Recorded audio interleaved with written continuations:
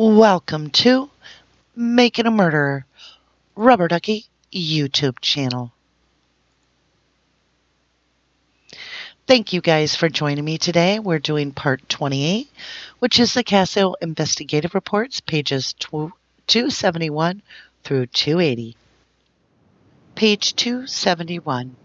Type of activity supplemental report. Date of activity 11/16/05. Reporting officer Deputy Jeremy Hawkins. On 11/16/05, I, Deputy Hawkins of the Calumet County Sheriff's Department, made sure all the items I had received to this point were logged in and placed in the evidence storage room. Investigator Wiegert of the Calumet County Sheriff's Department requested I send the following items to the Wisconsin State Crime Lab in Madison. Property tag number 8492 FBI card of Dolores A. Avery's fingerprints. Property tag number 8496, left palm print of Dolores A. Avery. Property tag number 8495, right palm print of Dolores A. Avery. Property tag number 8497, FBI card of Barbara E. Yonda fingerprints. Property tag number 8499, left palm print of Barbara E. Yonda. Property tag number 8498, right palm print of Barbara E. Yonda. Property tag number 8040, FBI card of Scott A. Blowdorn fingerprints. Property tag number 8041, left palm print of Scott A. Blowdorn. Property tag number 8042, right palm print of Scott A. Blowdorn. The 9 items were packaged in an envelope. A cover letter and a transmittal were made for the items. The envelope with the 9 items was sent certified mail to the Wisconsin State Crime Lab in Madison. Deputy Jeremy Hawkins, Calumet County Sheriff's Department. Page 272. Type of activity interviews with Deanna J. Hoschultz. Date of activity 11/20/05. Reporting officer investigator Mark Wiegert. On 11/20/05 at approximately 14:50 hours, I, Investigator Wiegert of the Calumet County Sheriff's Department, received a phone call from a female identifying herself as Deanna Hoschultz. Deanna states she had been talking to her daughter and had learned some information about the Avery case. Deanna states she had learned a subject by the name of Andreas Martinez, who was involved in an incident in the city of Manitowoc, may be involved in the Teresa Halbach murder. According to Deanna, she had learned from her daughter Mr. Martinez had taken an axe to his wife's head right around the time Teresa had gone missing. She further states she had heard from her daughter the reason Mr. Martinez would have done this to his wife was because she had knowledge of Mr. Martinez and several other people being out at Avery's auto salvage yard and may have had something to do with Teresa's death. She also stated supposedly there was a subject by the name of Roberta Brooks and Don Hoschultz, who would have possibly lived in the Kewanee area, involved in the incident as well. Deanna told me Dawn would be her sister-in-law. Deanna did not have further information. She stated she would get back to me if she did attain more information. At approximately 1500 hours, I did receive a phone call from a female who identified herself as Bent on to tell me she had heard from Mr. Martinez, Mr. Brooks, and Don Hoschultz also being involved with Teresa's disappearance and possible murder. I requested at that time respond to Two Rivers Police Department, and I would have an officer meet her there to do an interview with her. Page 273. At that time, I did contact Two Rivers Police Department and spoke to Lieutenant Sheehan and informed him of what I had learned. Lieutenant Sheehan stated he would have an officer come in and conduct the interview for me. A copy of the Two Rivers Police Department report will be included with this incident.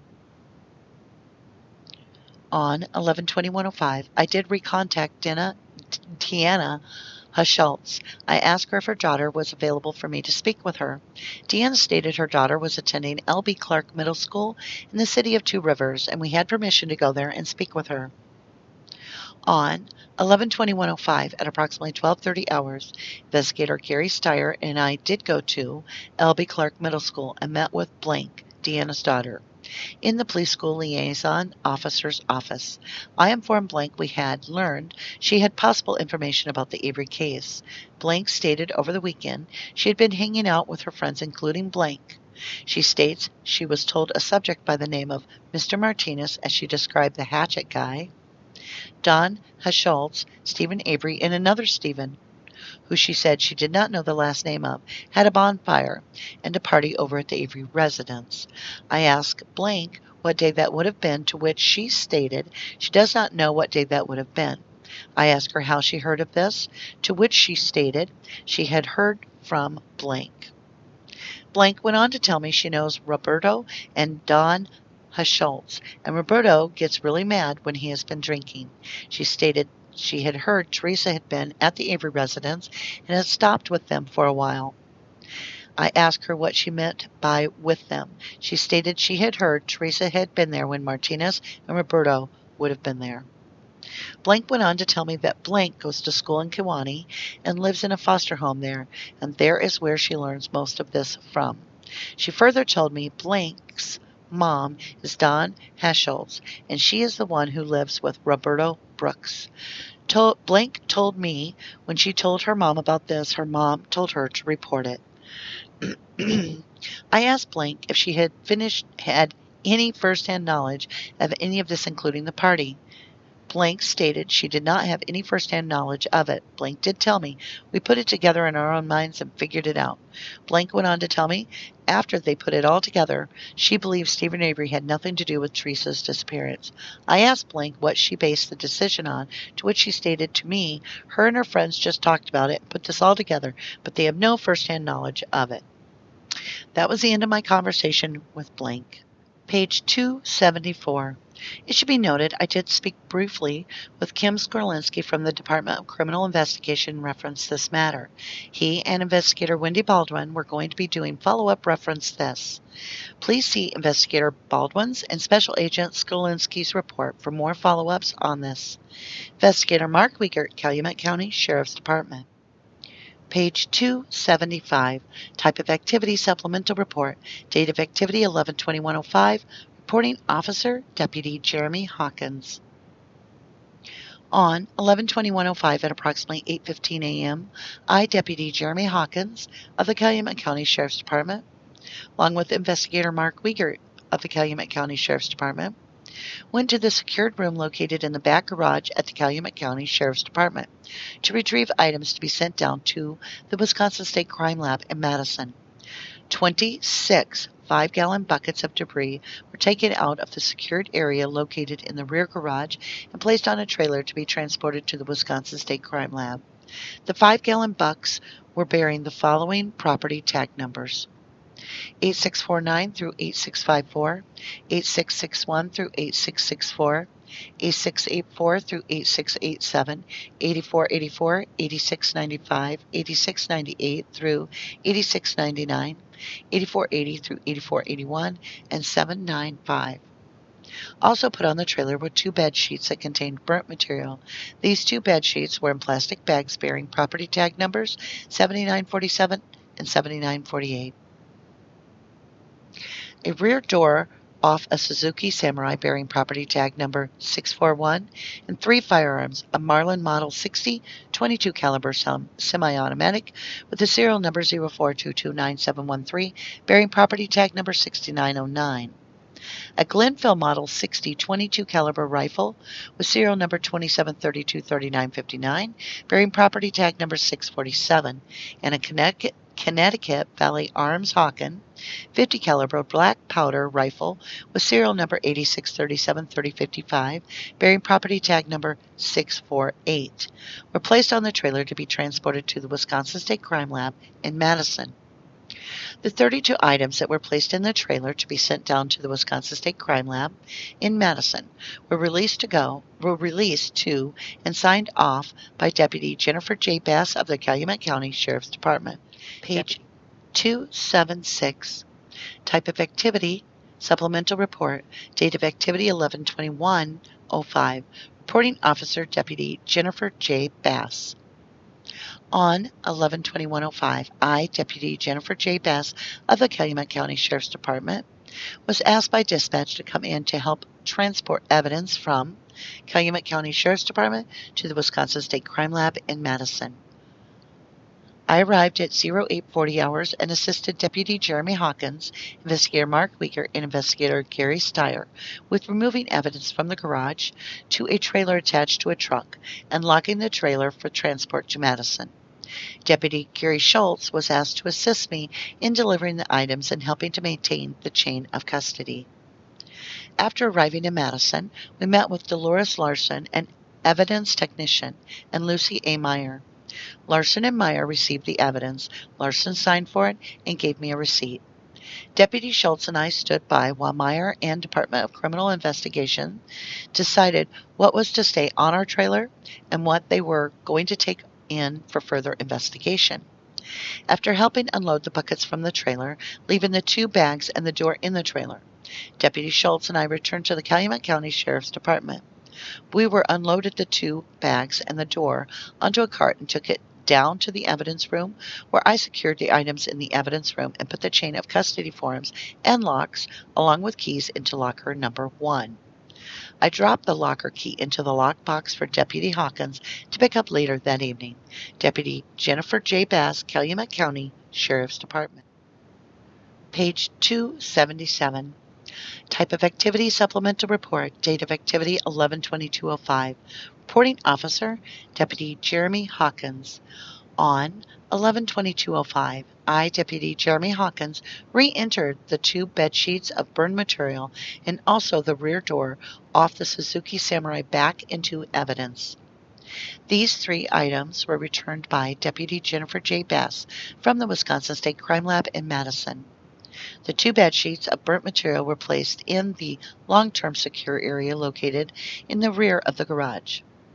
The rear door of the Suzuki Samurai was placed downstairs in the evidence intake behind the locked cage. Deputy Jeremy Hawkins, Calumet County Sheriff's Department. Page 278. From this point forward, this incident will contain reports as they were dictated by the officers and transcribed. Page 279. Type of activity, supplemental. Date of activity, 11/07/05. Reporting officer, Sergeant Bill Tyson. On Monday, 11/07/05 at approximately 07:30 hours, I, Sergeant Bill Tyson of the Calumet County Sheriff's Department, did meet with Investigator Wiegert at the command post on the Avery property. Investigator Wiegert did request that I meet with Lieutenant Jim Link and Sergeant Andy Colborn of the Manitowoc County Sheriff's Department. Investigator Wiegert requested that we process the maroon-colored Plymouth van that was parked on the roadway outside Barb Yonda's residence. Investigator Wiegert informed me that Teresa Halbach's job on 10/31/05 was to photograph the maroon-colored van for Steven Avery, and that the photo was to be placed in Auto Trader magazine. Lieutenant Link, Sergeant Colburn, and I arrived at the Plymouth Voyager van, which bore Wisconsin registration 343HXB. I wrote down the VIN, which was 2P4 FH5535KR164898. Lieutenant Link and Sergeant Colburn opened the front passenger door and began to look around inside the van. I opened the driver's door and looked at the driver's seat area, as well as the steering wheel and the dashboard. We could not locate anything suspicious inside the van.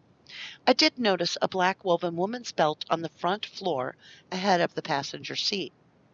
I requested Sergeant Colburn to pick up the belt, and after he did so, I could see that the belt was for a person with a slender build. I informed Sergeant Colburn that I did wish to collect the belt as possible evidence, and Sergeant Colburn did photograph the belt.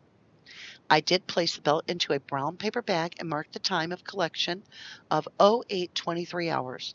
The belt was transported back to the Sheriff's Department and placed in a secure evidence locker. A Wisconsin Department of Transportation record check showed the 1989 Plymouth van is registered to Barbara E. Yonda, residing at 12930 A. Avery Road, 2 Rivers, Wisconsin 54241. Bill Tyson, Sergeant, Calumet County Sheriff's Department. Page 280. Type of activity, follow-up on Teresa Halbach's camera and cell phone. Date of activity, 12/01/05. Reporting officer, Investigator Mark Wiegert.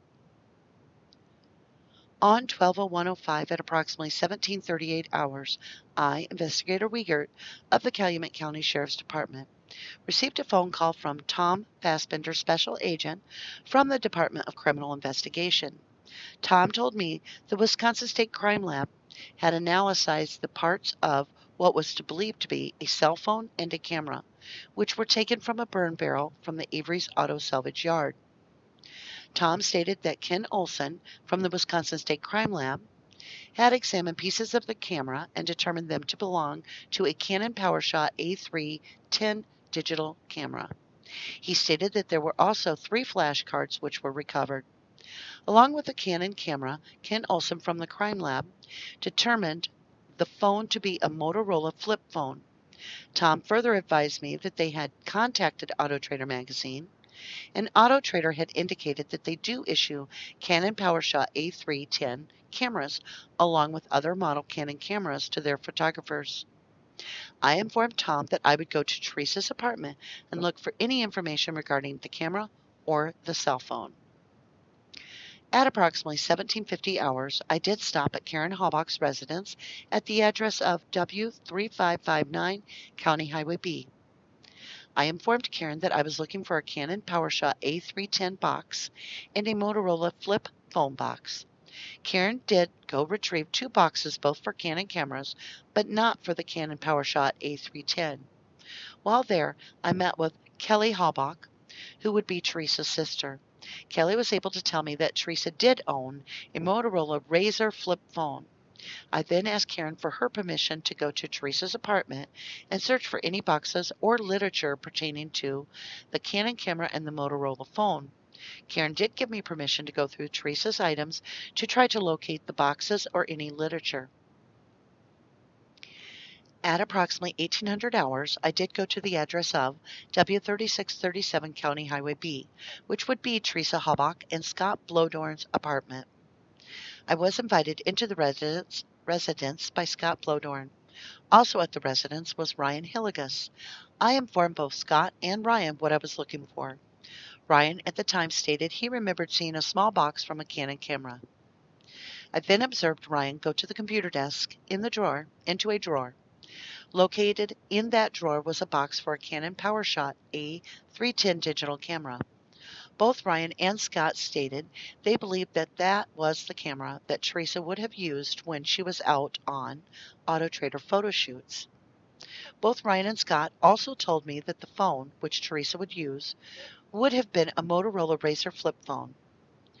I then took into custody the Canon PowerShot A310 digital camera box, which contained camera literature but no camera. That box was taken back to the Sheriff's Department and placed under property tag number 7836 and secured in the evidence room for safekeeping. It should be noted, prior to putting the box in the evidence room, I did go through the books inside the box and was not able to locate. Okay, you guys, let's start a review on page 275 of this week's. There's not a lot in today's. I went to 275 because we look at 26 5-gallon buckets of debris. So where did they come from? Basically, it looks like when you look at these numbers that they have mixed the buckets of debris, whether they came from the deer camp at Randon's or Avery's property or Dassey's burn barrel.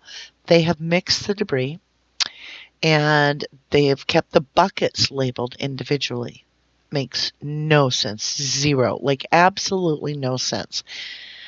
Note these 2 bed sheets that contain burnt material that are put in these plastic bags, 7947 and 7948. Where did they come from with the burnt material? I don't remember us seeing bed sheets with burnt material. That would have been, something we would have alerted on. And 277, they've taken the bed sheets down to the crime lab, and the crime lab has said no, they don't need them. And so they're re-entering the 2 bed sheets of burnt material and the rear door to the Suzuki Samurai back into evidence and long-term secure area located in the rear garage. And it didn't even get accepted by the crime lab. So what is that about? Why would we have burnt material on these bed sheets? Page 278, big note. From this point forward, this incident will contain reports as they were dictated by the officers and transcribed. So they're not going to do their own reports and type it. Now they've got a secretary. Maybe because they can't keep their stuff straight. I'm sure this isn't really going to help. And then let's do page 80. We're talking about a follow-up on Teresa Habach's camera and her cell phone on the 1st of December, and it's investigator Mark Wiegert. And Mark says, I was invited into the residence by Scott Blodorn. Also at the residence was Ryan Hilligus. Of course, because where is Ryan, the ex-boyfriend? Staying in the victim's home. I kid you not. I can't even make this stuff up. Ryan knows where everything is in this house. He remembers seeing a small box from the Canon camera. He goes into the desk drawer and pulls it out of the drawer. Seriously, Ryan knows where way too much is in this house, and he is helping the police officers every chance he gets. I get that. If it's your loved one and you want to help the cops, I get it. But how is moving into the victim's home helping the cops when the ex-boyfriend should be a suspect and he's in control of the evidence? Just boggles my mind.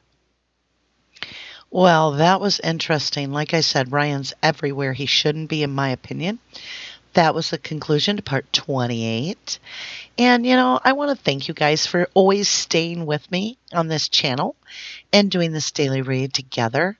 I know there was one episode that I did forget to do the review on, so I'll try next week to upload at least the review of that part, and we'll just put an attachment so you can watch the review of it. Thank you for your support every single day as you tweet and you Facebook and you Instagram, keeping Brendan and Stephen in the news and in front of the whole world. The whole world is watching. And with that, you guys, it's time. If you didn't do the crime, you shouldn't do the time. Thank you and have a wonderful evening.